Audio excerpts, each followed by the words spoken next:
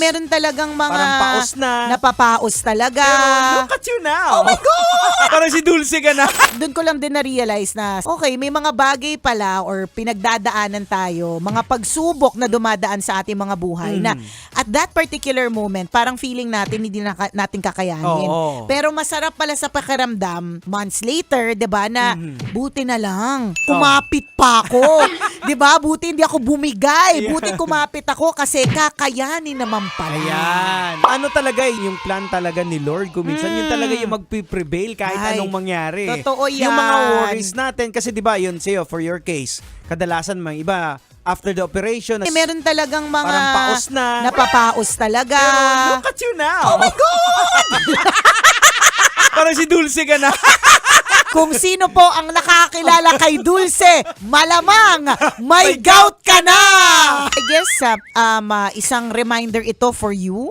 Sa'yo na nakatutok ngayon na whatever it is na pinagdadaanan mo. Sa ngayon, ang hirap talagang intindihin bakit mo siya kailangan daanan. Pero tandaan that eventually you will Yes. understand why it Correct. had to happen. Oo, may At mga kakayanin mo pala. May mga bagay talaga na kinakailangan mo itong pagdaanan para ito yung magsisilbing lesson mo in the future na ay oo nga pala ano. 'Di ba? Parang kailangan ko lang din palang magtiwala, Oo. 'di ba? Totoo pala 'yung sinasabi na bahala na si Lord, Ayan. tiwala lang. Yung mga Correct. ganyan mga words na sometimes we take for granted or sinasabi lang natin Oo. sa daily na na pag-uusap. Pero sa totoo lang, ito ay it holds so much weight. Meron talaga itong Ayan. ibig sabihin.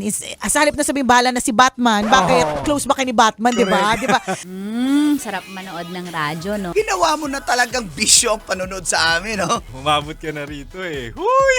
Kaya kung gusto mong tuloy-tuloy pa ang tawanan, Iyakan at kiligan, aba, I-like mo na ang video na ito. At mag-comment ka na rin sa Bisyo Hit mo na rin ang notification bell. para updated ka sa mga kaganapan namin dito sa Love Radio. kailangan pa bang i-memorize yan? Basic.